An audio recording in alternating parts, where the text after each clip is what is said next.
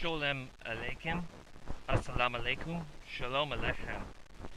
Welcome to Release Day, Part 1. I regret to inform everyone that Donna Newman is still sick. Let us all hope for a speedy recovery concerning her well-being and her health. Now, before I start, let me say that I can officially confirm that during the Notre Dame de Paris fire, which took place on April 15th this year, 2019, there was indeed a fire also at the Al-Aqsa Mosque, but the damage is superficial. Notre Dame suffered much worse. All of this is very sad, and I would like to remind all of our fellow Jewry that when it comes to Catholics versus Protestants en masse, we don't take the side of the Protestants, we take the side of the Catholics. And of course, when it comes to Catholics versus Eastern Orthodox Christians and Oriental Orthodox Christians en masse, we take the side of the Eastern and Oriental Orthodox Christians over that of the Catholics en masse. And when it comes to the Eastern and Oriental Orthodox Christians versus the Muslims en masse, we of course take the side of the Muslims.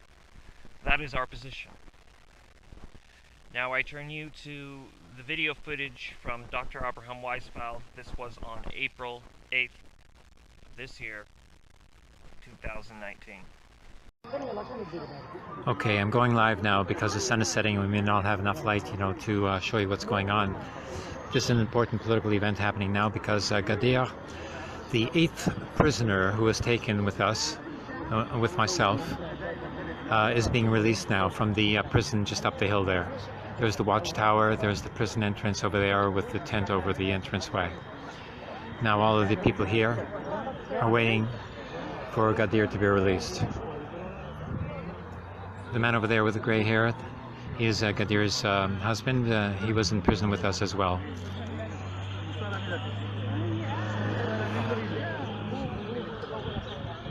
So everybody is, getting well organized here. And we're waiting for Gadir to be released. She's been released after, since we were in custody detention from Tuesday 12:30 until Wednesday at about 3 o'clock. And now Gadir has been detained. This is her first arrest. And she's been under detention now since Tuesday, which makes it 6 days. A very petite woman who was enraged that her husband was being beaten by a soldier.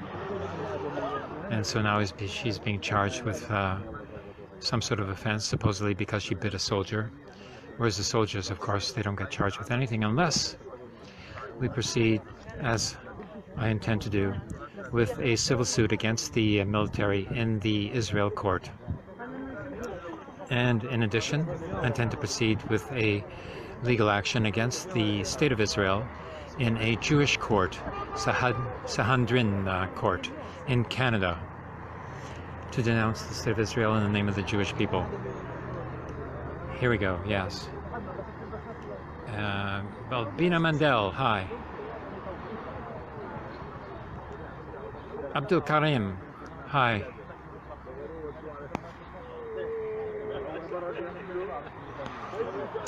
Please share the video. We're going to show the liberation of Gadir right now. She's going to be coming out of the prison soon. We're a bit early. Everybody's coming here. This is, there's no sort of, place to receive prisoners who are being liberated. There's the highway here, right next to the prison, and everybody's supposed to just park on the side of the highway, climb up a hill here, out of the ravine from the other highway over there where the other cars are parked. And this is where we're supposed to wait. Oh, here's some barbed wire just to add to the scene. Ok, pour les Québécois, écoute, ce qui arrive ici, c'est il y a une autre Palestinienne qui sera libérée maintenant ici. Nous attendons pour notre camarade avec qui on a été détenu le mardi passé.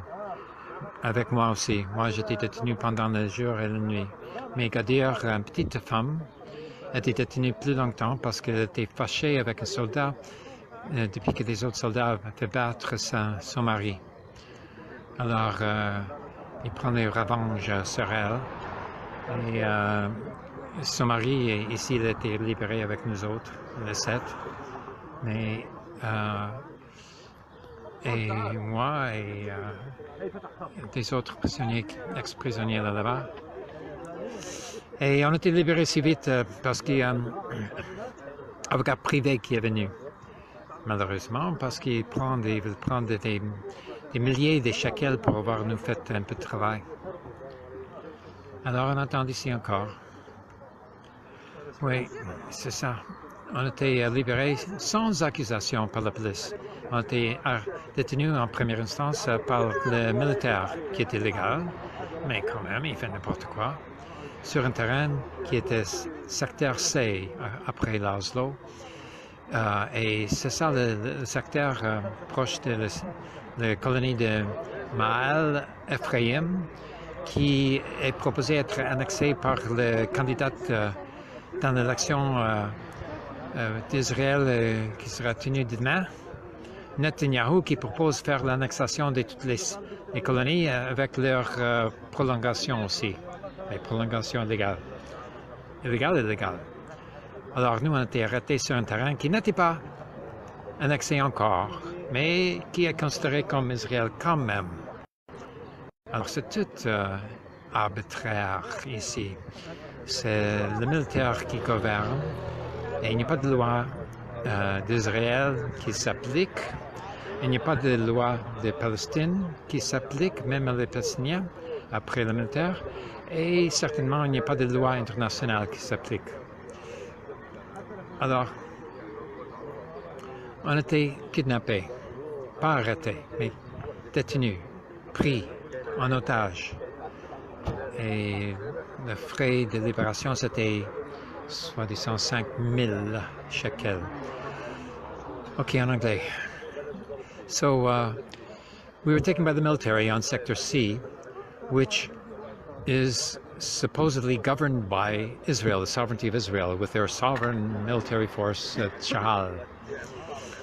Except that, consider this, the candidate, to be the prime minister again, Netanyahu, the other day, proposed that the settlements and the outposts, which are doubly illegal, would be annexed as a campaign promise, as the Golan Heights, was recently annexed by Israel and confirmed by the United States of America, but not by anybody else.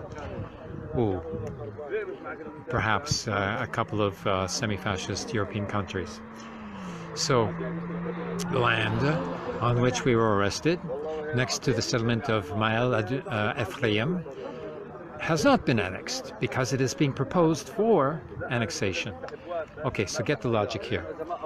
So, how could we have been detained for having infringed upon this private property when, in fact, it is not private property? It's just, squatted. Okay. So that's what the military will have to answer to, because I intend to take the military to Israel court and sue them for damages, for a criminal abduction, in effect. Now, in addition, being a Jewish Canadian, I am intending to charge the state of Israel with a violation of my rights as a Jewish person in a Jewish court in Canada, in a Jewish court which is called Sahadrin, Internal Jewish Community Court, governed by rabbis most likely, and we'll see what's going to happen there. I'm not going to let this be ignored, because Israel cannot get away with this, and will not get away with all of this. Okay, who else is here? Fella. Hi, fella.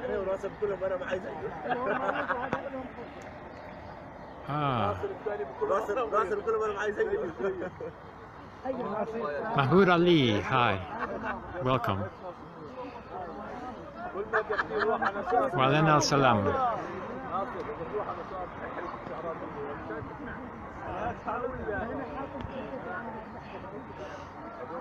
Teresa, Lynn, grazie. Welcome.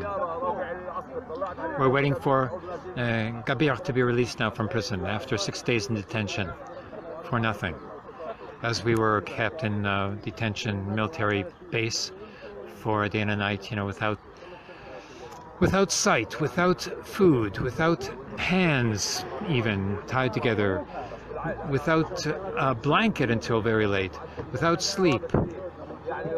And for food, okay, the story of the food that day, okay. At about 4 o'clock in the afternoon, you know, I asked for some food, okay. Some soldier brings me over, you know, like a portion of a slice of American bread, and that was it, you know. To which I made the comment, American bread, that must be the problem. And then later on, asking for some food again, got a slice of rye bread. Yes, Jewish rye bread, just a slice. And even got a cold glass of water, even though we were starting to get really chilled, you know, because it was nighttime. Nighttime it gets cold here, even though daytime is starting to warm up in the spring here.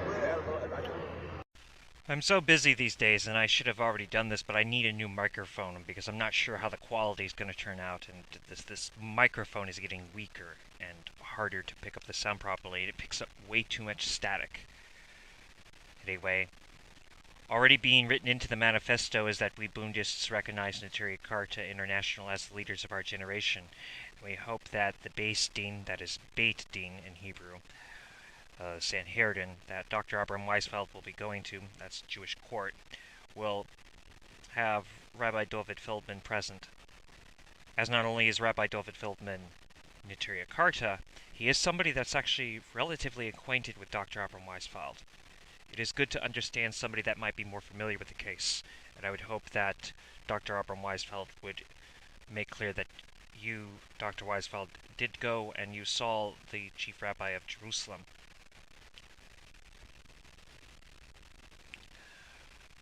You did see Rabbi Hirsch's son, who is now the current rabbi. Let's keep the connections going. I think that this is very important, that our rabbis know that we recognize them. So anyway, I make this strong suggestion as the cleric, Chairman, because I think you've got the right idea. I think you usually do have the right idea, but I put forward certain suggestions from the clerical position, just as I take in what you say from the academic position.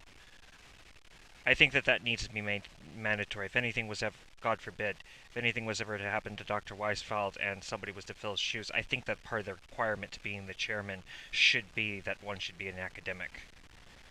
And I'm going to push for that in the manifesto. I don't know how Donna Newman will take that, but she'll probably be on board with that idea. So, you've heard testimony from our comrade, the doctor, the academic, and our beloved chairman, Abraham Weisfeld. And you are about to hear even further information right now. Much later on, like around 11 o'clock, I finally got a soldier who agreed to provide me with a chocolate sandwich, a Nutella sandwich, with 2 slices of rye bread. To which I actually said the Jewish prayer to, you know, which is Baruch Adonai Eloheinu melech haolam ha'motzilach min haaretz. And after that, all the soldiers say Amen. You know, like, because like they were obligated, and because they started to realize that they were caught in a little sort of, you know, mental trap there, because they had arrested a Jewish guy for being in what they call the land of Israel. You know, so where's the contradiction? In their heads, and good for that. Unfortunately, I was released too soon. I would have preferred to stay and fight, but a private lawyer came along and actually got us out the next day, to which he now wants to charge us some thousands of shekels which is the penalty for having a little bit of freedom here. Anyways, the military will not be able to get away with this, and they have not gotten away with this. You know, already we have had a victory. You know, 7 of us have been released, and today Gadir is going to be released as well. So we're doing well. That makes 7 victories and an 8th victory about to come down.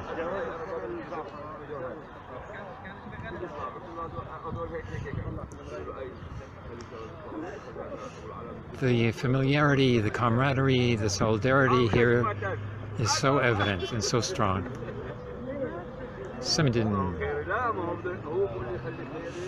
These are Palestinian workers coming back from a day of work, probably inside 48 Palestine, what's called Israel.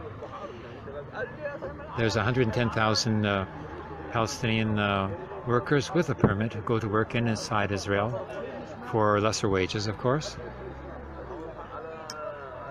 110,000 with a permit, and another 60,000 cross over without a permit.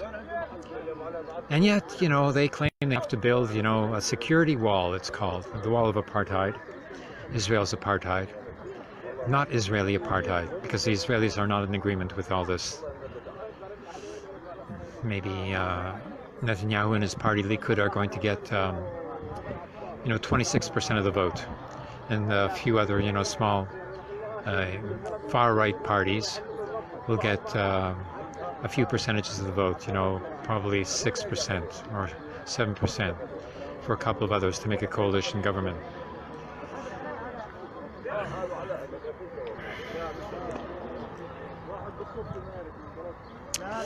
But the rest of the Israeli public, you know, can't take this anymore, you know, because all this, you know, the settlements, you know, are eating up all the money, and the military is eating up all the money, and their children are being eaten up by the military for 3 years and 2 years for the women at a time when they should be in university.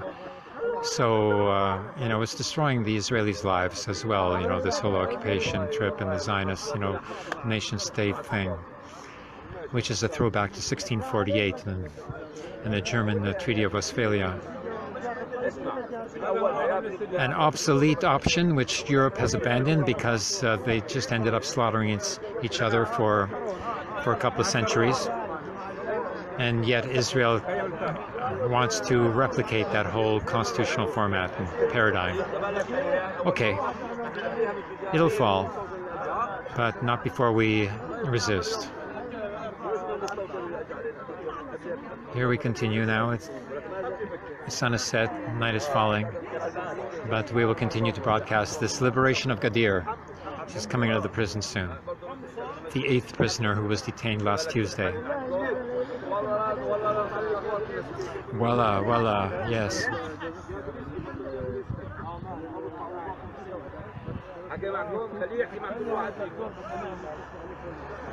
This is the husband of Gadir.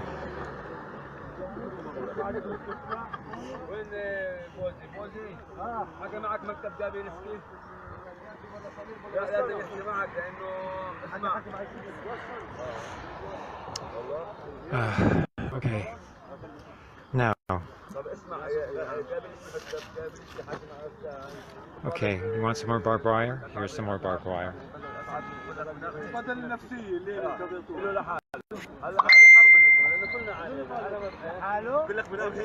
Albina Mendel Yizrari, welcome. Abdul Karim Dalbab, welcome. Wahalan.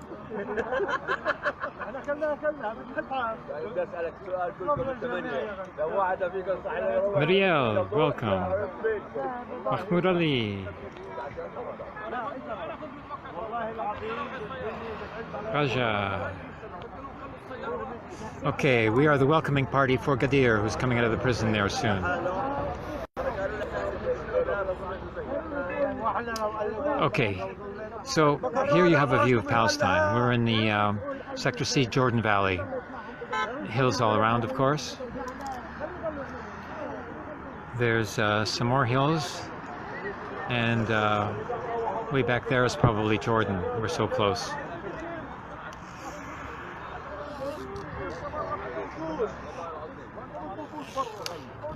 inside the road there is Tulkarm, the village,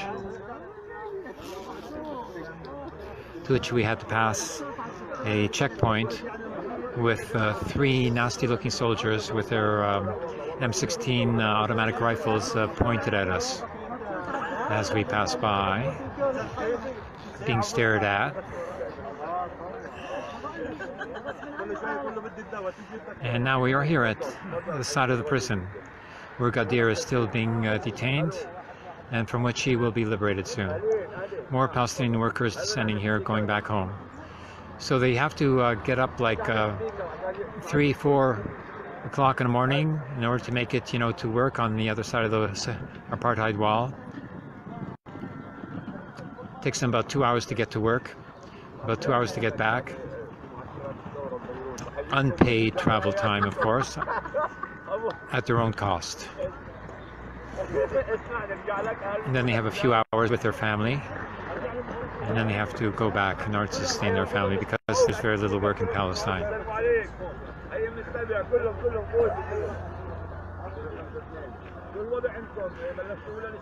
Off in the distance there you can see the watchtower. In the front there, the tent is the entranceway to the prison, where the soldiers, keep guard. And then there's some sort of, structure there,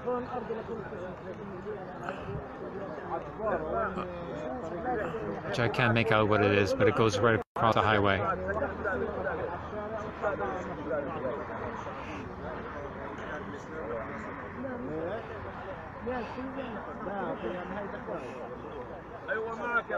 Gadir, we are waiting for you.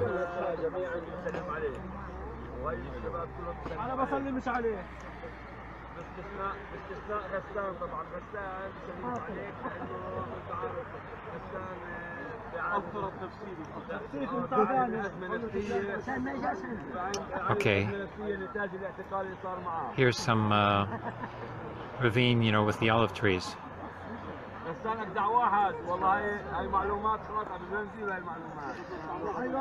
Olive trees everywhere. And the settlers, they try to cut down or burn, as many olive trees as they can. They're into a military strategy, I would say. The settlements are a military outpost. They're not really civilian settlers. They are a military outpost on the private lands of the Palestinian villages,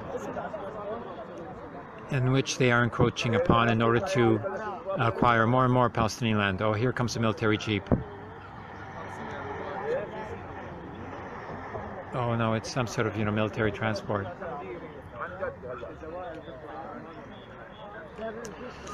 And then the most fascistic elements in each settlement, they organize themselves into clubs. They go into, training. I've seen them and I've recorded them on the videos that I've taken, which are on my video channel on YouTube. They do training in which they practice going into a building and shooting it up, and practicing as if they were going to do another Nakba from 1948 to chase out the Palestinians once more. I think that I should end this part by mentioning that Dr. Abram Weisfeld live streamed this all on Facebook. We will be back with release date part 2. And until then, as a Sephardi, that is to say, Jewish Al-Andalusian, I say to you, Palestina libre, libre, ma'as salama.